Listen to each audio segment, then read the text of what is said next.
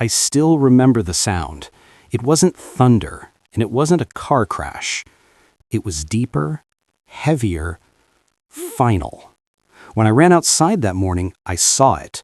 The bridge, the only road that connected my property to the rest of the town, was gone. Collapsed, torn apart. And as the dust settled, I realized what it really meant. I was trapped. It didn't take long for the truth to surface. The HOA, the same group that had been trying to push me out for months, had done it. Not by accident, not by storm, but by design. They said it was unsafe. They said it was for community improvement. But everyone knew the real reason. I didn't fit their image. Their $15 million neighborhood was supposed to be perfect. Picture-perfect lawns, matching mailboxes, silence after 8 p.m. And then there was me, the outsider at the edge. I wasn't one of them. My house wasn't built by their developer. My land didn't answer to their rules.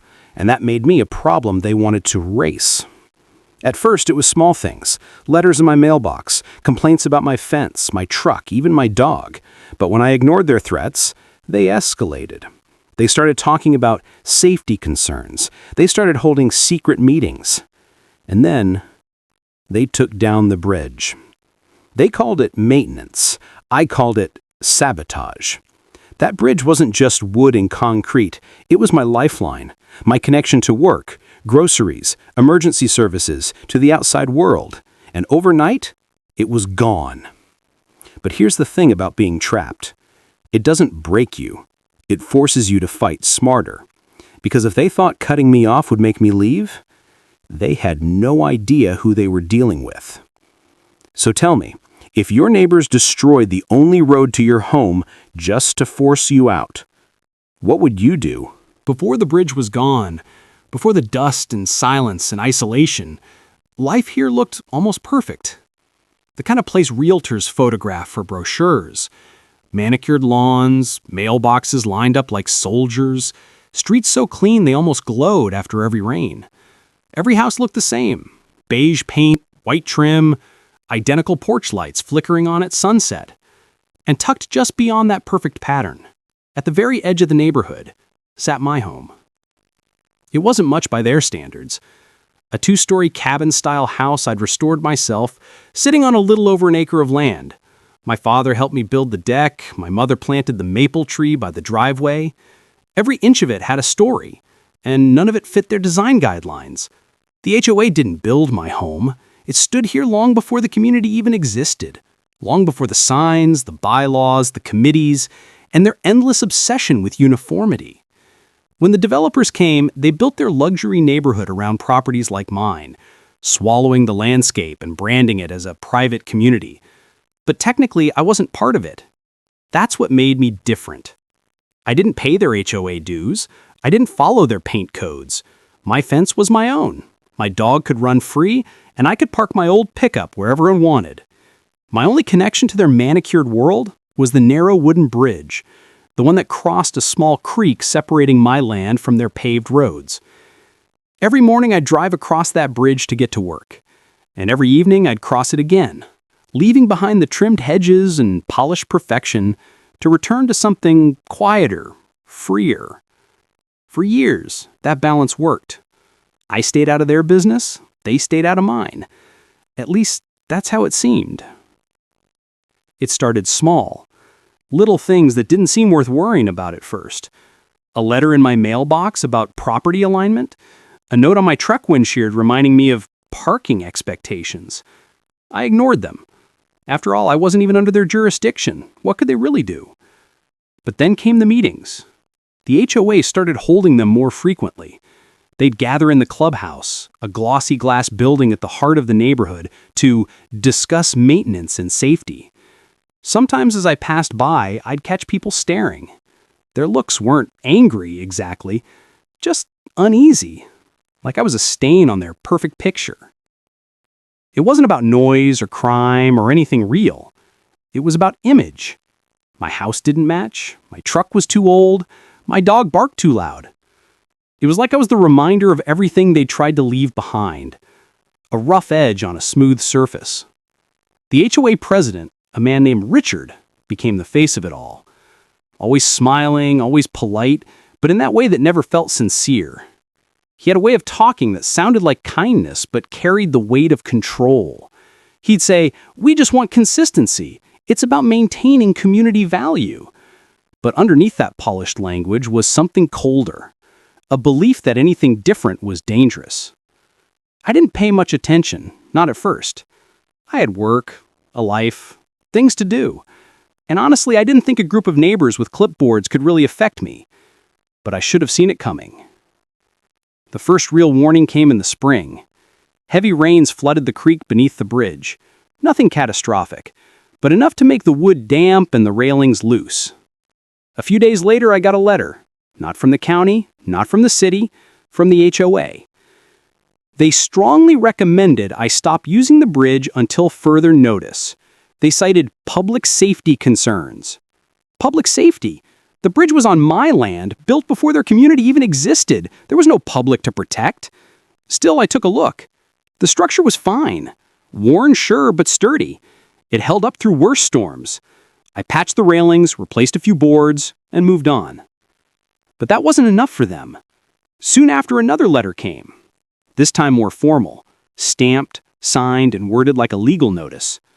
Failure to comply with HOA safety standards may result in legal action.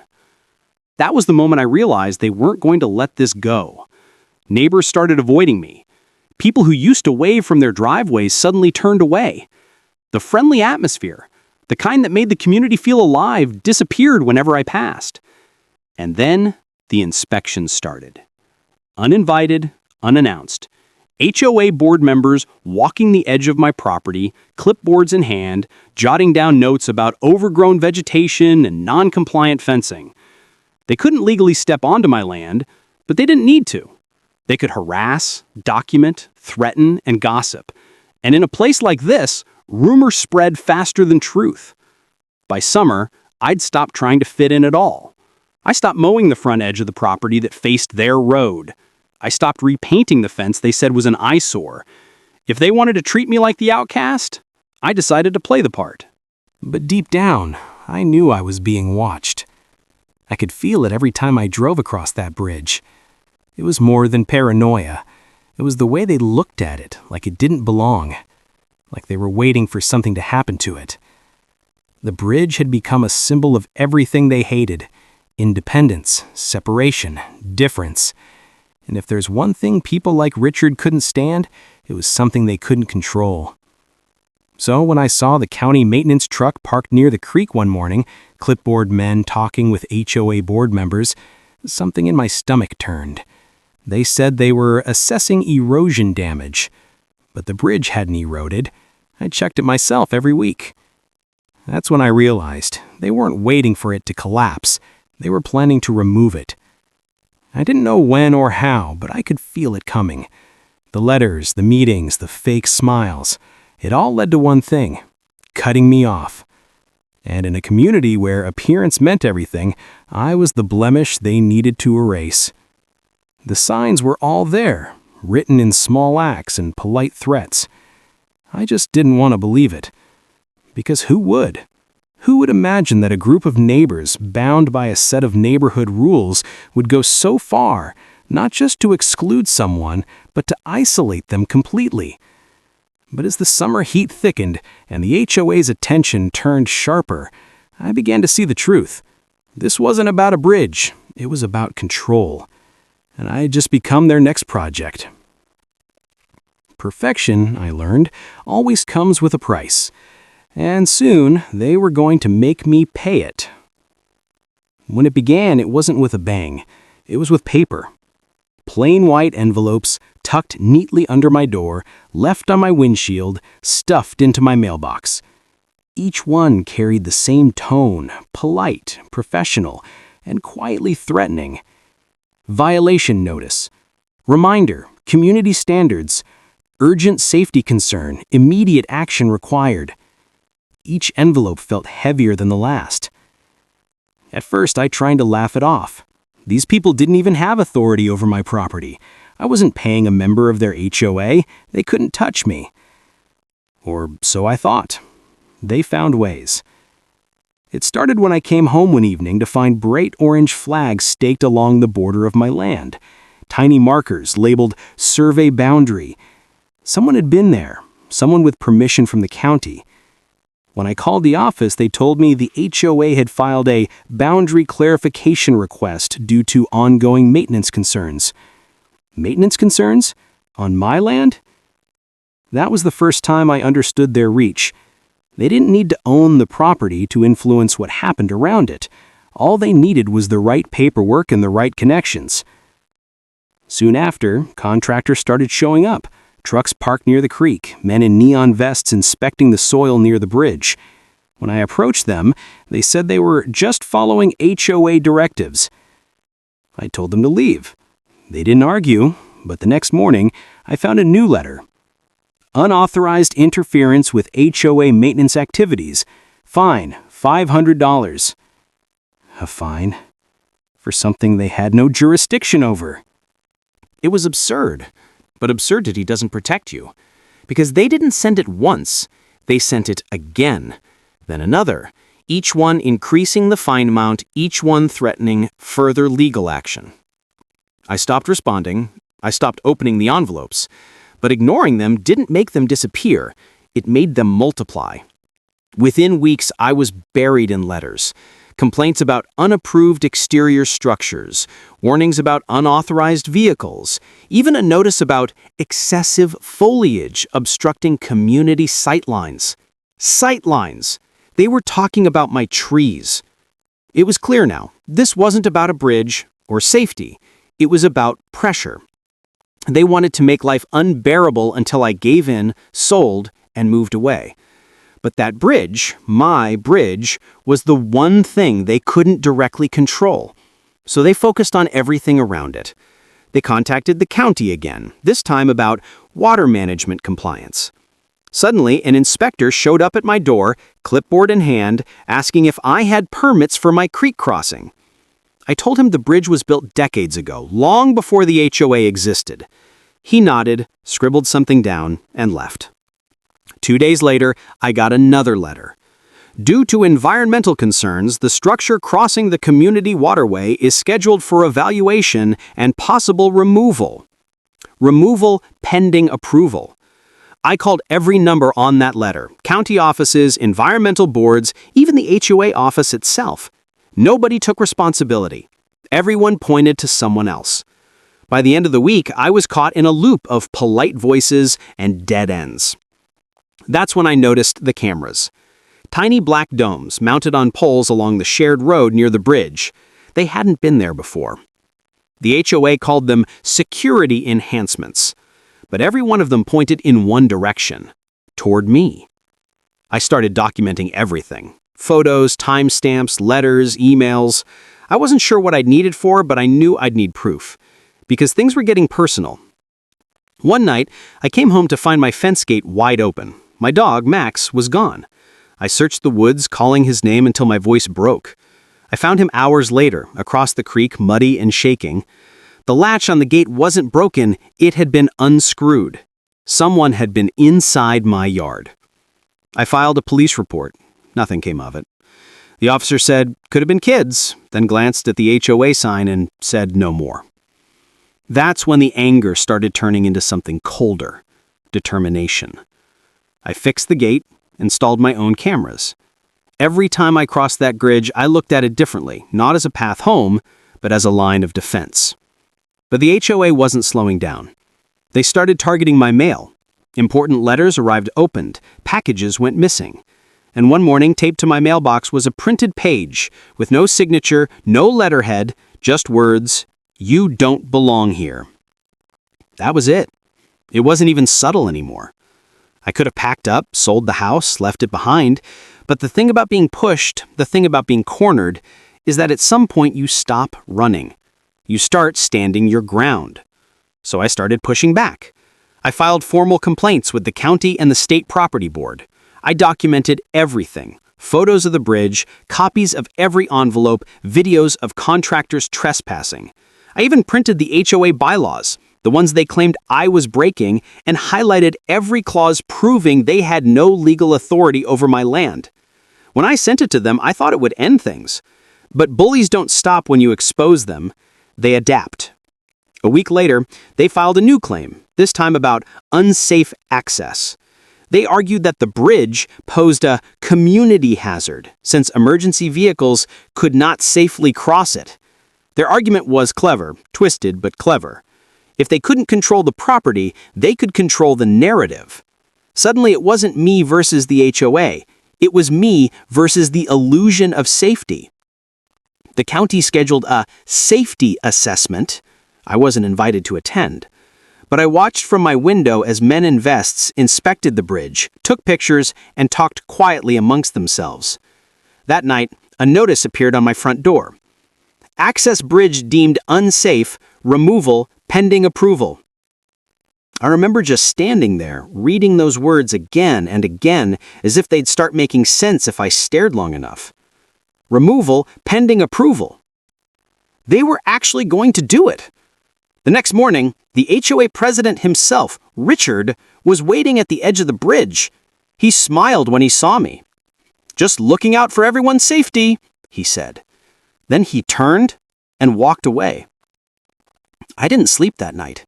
I kept thinking about how far they'd gone. The surveys, the fake fines, the sabotage, the lies. And still there was nothing I could do to stop them. Days passed. No trucks, no workers, just silence. I almost started to believe maybe the threat was just that, a threat. Then, one morning I woke up to the sound of engines. Through the trees, I saw them. Heavy machinery parked by the creek, workers in helmets carrying ropes and tools. I ran outside yelling across the water. They ignored me. When I crossed the bridge to confront them, one of them handed me a folded paper. "County order, bridge removal scheduled today." It wasn't signed by anyone from the county. It was signed by the HOA board. I shouted, argued, waved my documents. None of it mattered. They said they were authorized. And then before I could do anything, they began cutting. The sound was sharp and final. Saws biting into wood, metal cracking under pressure. I felt the vibration through the ground as the bridge began to give way. I wanted to stop them, but there were too many, and the police, they didn't come. By the time it was over, all that was left was splintered wood and silence. And just like that, the road was gone. For hours I stood there, staring at the empty space where the bridge had been. It didn't feel real. That bridge wasn't just a structure, it was my connection to the outside world. Now, I was surrounded by the very people who wanted me gone, and they had just made it impossible for me to leave. The next day, I tried calling every official I could. No one took responsibility. The HOA said it was county action. The county said it was community maintenance. It was a perfect circle of denial. For a week, I was trapped, literally trapped. The creek wasn't wide, but the current was strong enough to make crossing dangerous. Delivery trucks couldn't reach me. Trash piled up. Mail stopped coming.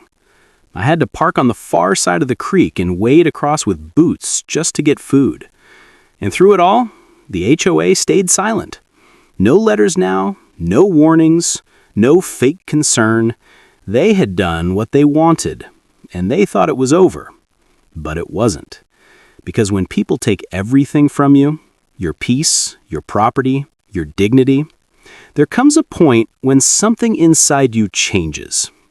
The fear fades, the frustration burns out, and all that's left is resolve. I started digging through every file I had, every legal document, every photograph. I spent nights online reading state property laws, environmental codes, and homeowner statutes. And slowly, piece by piece, I built my case. What they'd done wasn't just wrong, it was illegal. They had destroyed private property, falsified authorization, and violated county ordinances. But I didn't tell them that. Not yet. Because sometimes silence is the most powerful weapon you have. So I waited, watched, and planned. Because if they thought cutting off that bridge would make me disappear, they had just made the biggest mistake of their lives. They wanted me out. Now, I was going to make sure everyone knew exactly what they'd done. For days after they tore down the bridge, the silence felt like punishment. No engines, no mail truck, just the wind threading through the trees and the dull hum of water where the bridge used to be. It was strange how quiet cruelty could sound. I kept replaying that morning in my head, the machines, the saws, the smirks. Every time I closed my eyes, I heard wood splintering again. But anger is a stubborn thing. It doesn't stay still. It starts looking for places to go, places to strike back. That's when I decided to dig. At first, it was about revenge. I wanted proof, something I could shove in their perfect, polished faces. So I filed a public records request with the county, all documents related to the bridge removal authorization. They told me it would take 10 business days. 10 days felt like forever when you're wading through a creek just to get groceries. While I waited, I spent nights piecing everything together.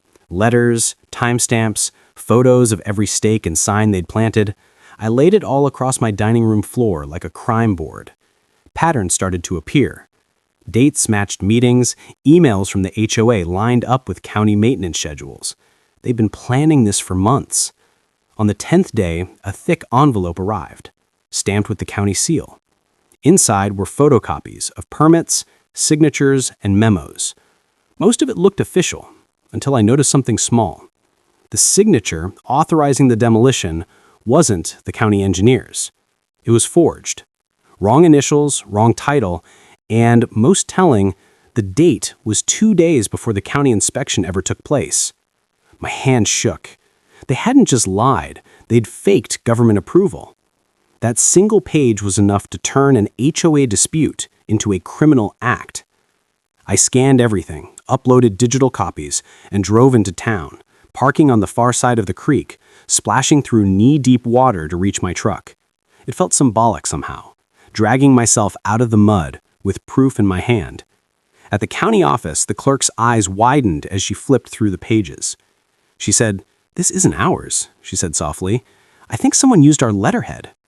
She left to get her supervisor. 10 minutes later, a county investigator asked me to step into a private room. He listened as I told him everything. The harassment, the letters, the cameras, the bridge. He took notes, slow and deliberate, occasionally glancing up as if confirming I wasn't exaggerating. When I slid the forged document across the table, he stared at it for a long time. Then he said the words I've been waiting for. "This is a felony." For the first time in months, the air felt lighter. I wasn't crazy. I wasn't powerless. There were laws, real ones, that even the HOA couldn't bend. Within a week, county investigators began pulling every permit the HOA had filed. What they found was worse than I imagined. Unauthorized drainage projects, misused maintenance funds, and forged signatures on multiple documents. The bridge wasn't the first thing they'd tampered with. It was just the boldest. Word spread fast. A local reporter called saying someone had leaked parts of the investigation. When she asked if I wanted to comment, I hesitated. Part of me wanted to stay quiet until the county finished. Another part wanted the world to see exactly what they'd done. I told her everything. 2 days later, an article appeared online. Luxury HOA accused of forging county permits to demolish private property. My name was in it. So was Richard's. The neighborhood that had once ignored me was suddenly alive with whispers. Cars slowed when passing my house. Cameras clicked behind tinted windows. For years, they'd watched me like I was the problem. Now they were watching the people they trusted. And that's when the HOA panicked. They called an emergency meeting, plastering notices on every mailbox. Community update, attendance mandatory. From my porch, I could see them gathering in the clubhouse that night, dozens of homeowners packed into glass walls, faces tense, murmurs sharp. Richard stood at the front, gesturing wildly. I couldn't hear what he said, but I could see it on his face, defiance wrapped in desperation. The next morning, a letter appeared on my door. It wasn't typed. It wasn't official. It was handwritten on plain paper, with shaky strokes that pressed too hard. Stop before you regret it. No signature. No return address. But they underestimated me again. The more they pushed, the stronger the pull towards justice became. I made copies of the note, emailed the county investigator, and dropped the original into an evidence envelope. That afternoon, I got a call. The district attorney was opening a formal case. Forgery, destruction of private property, harassment. The HOA board members were being summoned to testify. It was happening. After months of silence, fear, and humiliation, the tide was turning. But justice is never clean. It doesn't just punish wrong, it exposes it. And exposure, for people like Richard, was worse than any fine or sentence. The hearing was set for early fall. By then, the leaves had started to turn, the maple tree my mother planted blazing red across the yard. The creek ran lower, quieter now, as if it too was waiting. I stood by the water, staring at the empty space where the bridge once stood. Soon, I thought, soon they'll have to answer for this. What I didn't know then, what none of us knew, was that the courtroom wouldn't just reveal the truth. It would tear apart everything the HOA thought it controlled. The courthouse sat on a hill above town, pale stone glowing in the morning light. From the parking lot, I could see the valley, the creek, even the faint line of trees that hid what used to be my bridge. For months, that view had made me angry. Today, it steadied me. Inside, the air felt heavy with whispering voices and shuffling papers. Reporters leaned against walls, neighbors clutched folded notices, cameras blinked red. The HOA had always loved control. Perfect lawns, polished meetings, carefully managed reputations. And now, every eye in the county was pointed at them. I took a seat near the front. Richard and the other board members filed in together, pressed suits, identical expressions of forced calm. When Richard saw me, his smile twitched, half apology, half threat. The judge entered. Everyone rose. The case title sounded strange when read aloud. County of Riverside versus Crestwood Estates Homeowners Association. Not me against them anymore. The county had taken over. That made it real. The prosecutor began with the documents. Simple, methodical. He placed the forged permit on the overhead screen, the county seal glaring under fluorescent light. Then he called the investigator. I listened as the investigator explained how the HOA had submitted multiple fake forms, how they'd used old letterheads and falsified signatures to rush maintenance approvals. He spoke calmly, almost clinically, but every sentence landed like a hammer. When my turn came, the courtroom seemed to narrow. I stood, swore the oath, and faced a sea of faces. Some hostile, some curious, some quietly ashamed.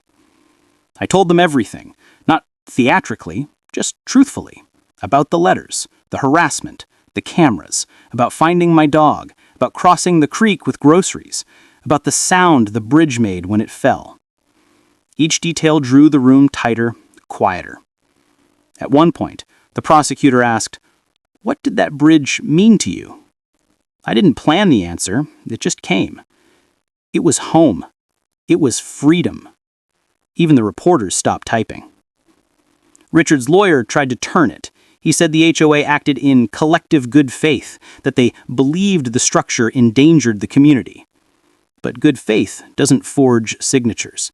It doesn't hire unlicensed contractors or destroy private property at dawn. Then came the moment no one expected. The county produced a new piece of evidence, an email recovered from the HOA's internal server.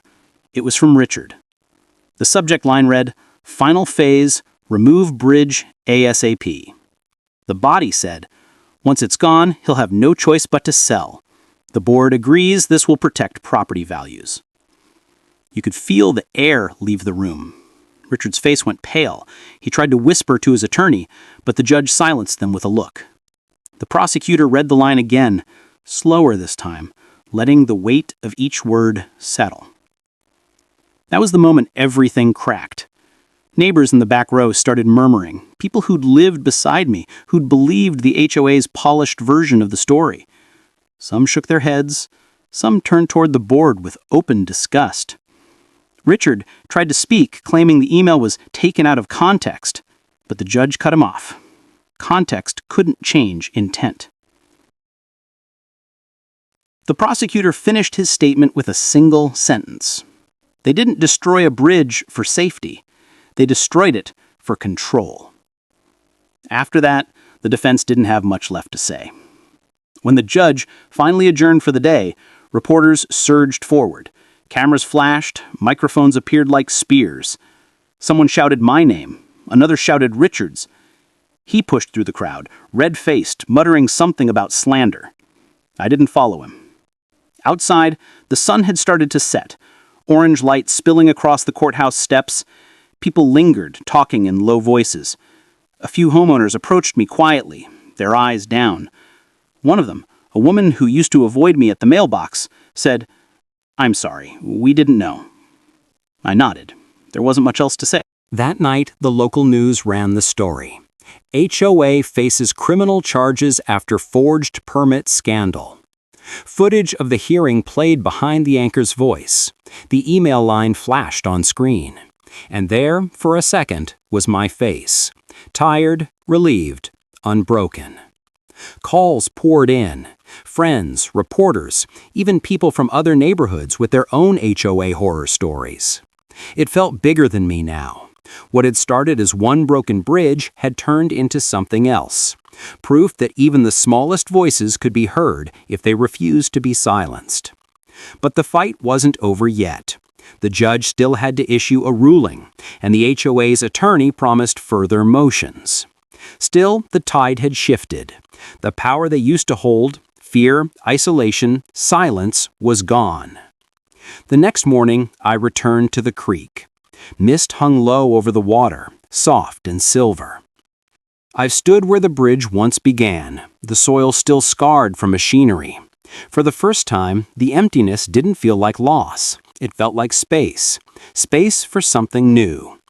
Behind me, a car stopped on the road. Richard stepped out. No cameras this time. No board members.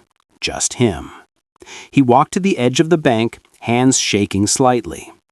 "I never wanted it to go that far," he said. "It got out of control." His voice was smaller than I'd ever heard it. I didn't answer right away. I looked at him, at the man who'd signed fake letters, who'd sent threats, who'd tried to bury me under rules and paperwork. And I realized I didn't need to fight him anymore. The truth had already done it for me. "All you had to do," I finally said, "was leave me alone." He nodded once, eyes glassy, then turned back to his car and drove away. The sound of the engine faded into the trees, leaving only the creek.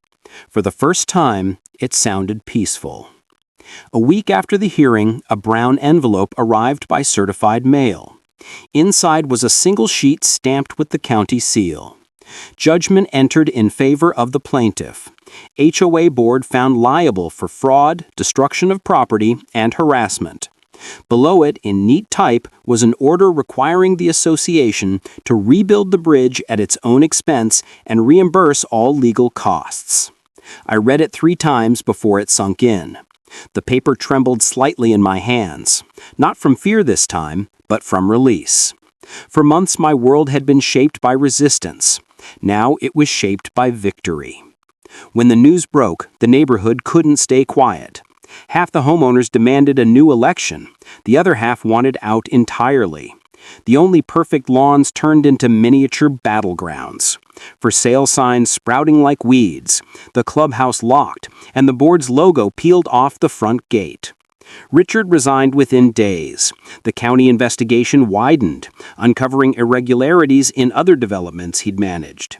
What had begun as one forged permit had become a domino line of accountability stretching far beyond our creek. I didn't celebrate loudly. I mowed my grass, fixed the porch railing, and for the first time in a long while, slept with the windows open. The night air smelled clean again.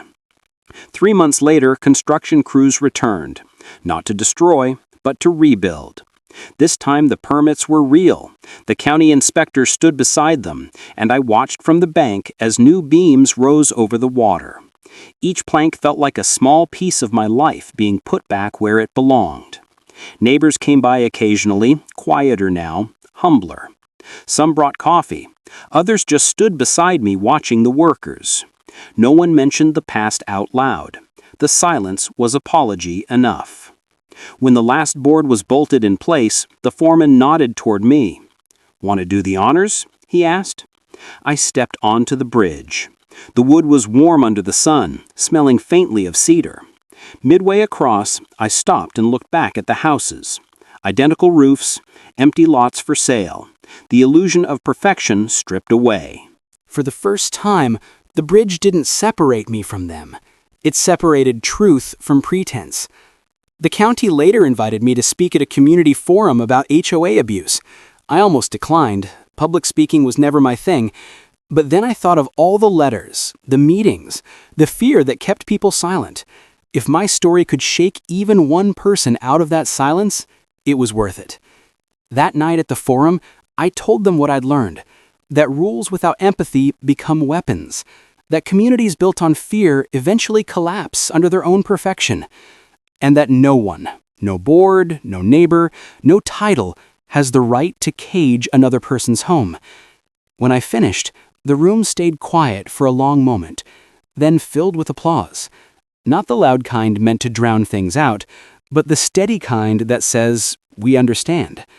Back home, the seasons turned again. The maple tree flamed red, the creek softened to a whisper beneath the rebuilt bridge. I'd walk across it sometimes just to hear the boards creak. A gentle reminder that strength doesn't come from silence, it comes from persistence. Occasionally, I'd find new neighbors moving in. They'd wave, ask about local trails or trash pickup, unaware of the history written into this ground. I'd smile, tell them it's a good place to live, and mean it. The HOA still exists, technically. A new board, new bylaws, transparency baked into every rule. Sometimes they even ask my opinion before major decisions. I give it freely and walk away without looking back. Because revenge wasn't the point. It never was. What mattered was being heard, being free, and proving that even the smallest person, cornered and underestimated, could still stand tall when the truth finally came to light. One evening, I sat on the bridge's edge, legs dangling above the water, watching the reflection of the houses ripple across the surface. The light was gold, soft, forgiving. That's when it hit me. The bridge had never just connected two sides of land. It connected who I was before all this to who I had become after. Strong, patient, unshakably aware of my own worth. And as the sun slipped below the trees, I found myself whispering, not to the HOA, not to the past, but to the quiet. You can rebuild what they tried to break. Then I stood, crossed the bridge one more time, and didn't look back. In the months that followed the court ruling, the noise of conflict slowly faded into something softer. The kind of quiet you don't notice right away, because you've forgotten what peace sounds like. For the first time in years, mornings came without dread. No new violation letters in the mailbox, no anonymous notes slipped under the door, no cameras trained on my driveway. Just birdsong, the creak of the porch swing, and the faint murmur of the creek returning to its natural rhythm. The bridge stood again, not just as wood and bolts, but as a monument to persistence. Every time I crossed it, I felt the echo of what it had taken to rebuild it. Not the county funds or the crews, but the cost of standing up when everyone else said, "Stay quiet." Life resumed in small, almost humble ways. I planted new flowers along the fence line, repaired the garden shed, and finally replaced the porch light that had burned out months ago during the worst of it all. Those little acts, simple, domestic, unremarkable, carried a kind of freedom that no court order could ever define. But peace isn't just the absence of conflict. It's the quiet confidence that if the storm returns, you'll know how to stand through it. I started to meet the new neighbors. Some were young families who'd bought discounted homes after the scandal. They didn't know the full story, only pieces. Something about a lawsuit, they'd say. But they could feel that the place was different now. The rules were looser, the smiles more genuine, the air lighter somehow. One afternoon, a new couple stopped by as I was painting the mailbox. "You've lived here a while, right?" the husband asked. I nodded. He smiled. "Seems like a nice community. Quiet." I laughed. Not unkindly, just knowingly. Yeah, it's quiet now. They didn't need to know the whole story. They were walking into the peace that had been hard-won, and that was enough. Still, there were reminders. Faint ghosts of what had been. The old HOA office sat empty for months before being converted into a small community library. Sometimes I'd step inside, running my fingers along the spines of donated books, and think about all the meetings that used to happen there. The arguments, the veiled threats disguised as policy discussions. Now, that same space held stories instead of rules. Every once in a while I'd get a letter. Not from the HOA, but from strangers across the country. People who had watched the local news story, or seen it shared online, or heard it retold in community forums. They wrote things like, "I thought I was alone until I saw your story. Our HOA has been doing the same thing, and now we're fighting back. Thank you for showing it's possible to win." Each message reminded me that what happened here wasn't just personal. It was a pattern, a small reflection of something larger, a story about control and courage that could happen anywhere. And maybe that's why I never regretted speaking out. Not because it brought attention or sympathy, but because it broke the illusion that silence keeps you safe. It doesn't. It just gives your fear a place to grow roots. There's something powerful about standing up, not to win, but simply to stop being afraid. As the year turned, the community held its first open meeting since the reforms. This time everyone was invited. No board-only sessions, no closed doors. I went not to argue, but to listen. The new president, a retired teacher named Susan, stood at the front with a clipboard. She looked nervous, but honest. "We've got a lot of work to rebuild trust, but I believe we can make this place whole again if we remember it's supposed to be a community, not a corporation." People nodded. For the first time, they weren't whispering about violations or gossiping about neighbors. They were talking about shared gardens, playground repairs, and community barbecues. Things that actually mattered. I sat in the back, smiling quietly. That was enough. For the first time, Crestwood Estates felt human. And maybe that was the real victory. Not the bridge, not the headlines, not even the judgment, but the slow, steady return of something simple. Belonging without control. News has a way of traveling faster than you think. One evening, months after the hearing, I opened my laptop and found my inbox flooded again, not with threats this time, but with stories. People from across the country wrote about battles that looked eerily familiar. HOA boards that fined veterans for flagpoles, neighborhoods that punish single parents for painting their doors the wrong color, retired couples forced to tear down gardens because they didn't match a community aesthetic. I realized the bridge story had become more than local news. It was a mirror held up to thousands of quiet frustrations. Every letter, every comment, every post carried the same undertone. If he could fight back, maybe I can too.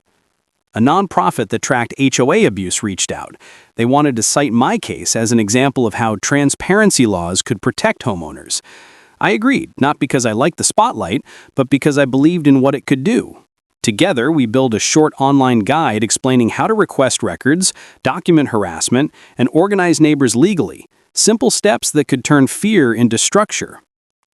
Within months, county officials across the state began re-examining HOA oversight.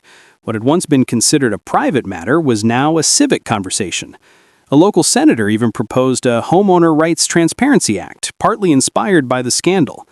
I wasn't naive enough to think one case could fix a system, but it felt like tossing a stone into a still pond and watching the ripples move outward. Back home, those ripples looked different. The community started volunteering again. Kids rode bikes down streets once patrolled by rule enforcers with clipboards. The fear of fines and reprimands slowly gave way to something lighter.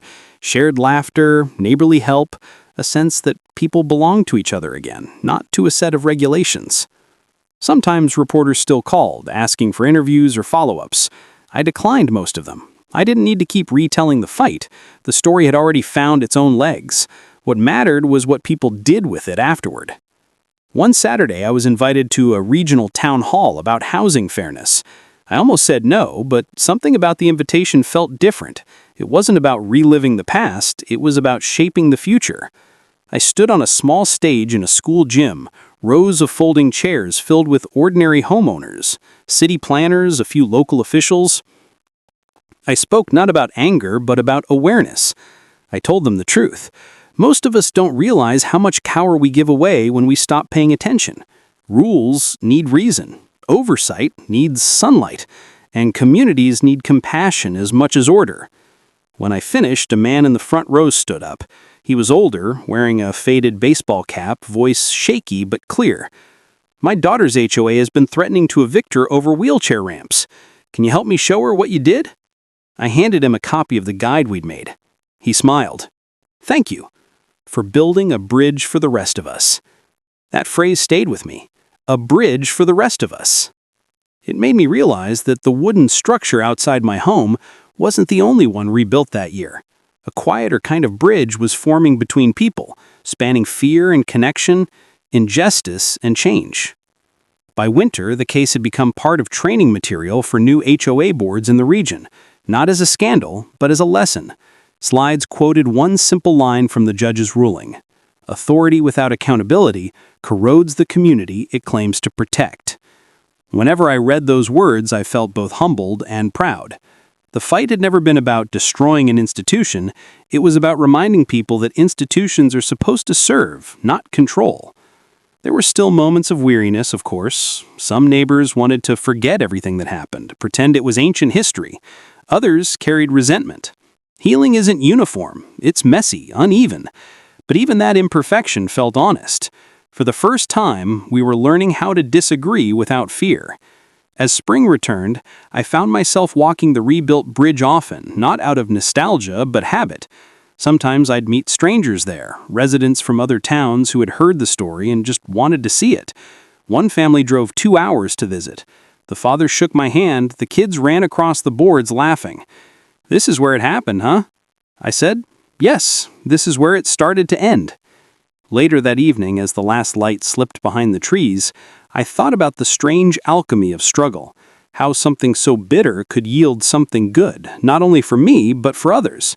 Pain, when faced head-on, becomes a kind of map for those who follow. That night, I wrote a short piece for a community newsletter. Every neighborhood has its bridge, something worth protecting, something that connects who we are to who we hope to be. Don't wait for someone else to guard it. Stand up kindly but firmly, because the moment we trade our voice for comfort, we lose both. The editor printed it on the front page. A few days later, a note appeared in my mailbox, not anonymous this time. It was from Susan, the new HOA president. "Thank you for reminding us what this place can be." I folded the note and tucked it between the pages of an old journal. Some victories don't need headlines, they live quietly, in the spaces where fear used to reside. Time has a way of sanding down even the sharpest memories. Some days I forget how loud it used to be. The shouting, the engines, the fear. Other days, a simple creak of wood underfoot brings it all back. But even when the echoes return, they don't carry pain anymore. They carry perspective. It's strange how something that once felt like ruin can, over time, reveal itself as renewal. That bridge they destroyed wasn't just a physical path, it was a symbol of connection, of freedom, of belonging. And when it fell, so did my illusion that peace means silence. Peace isn't the absence of conflict.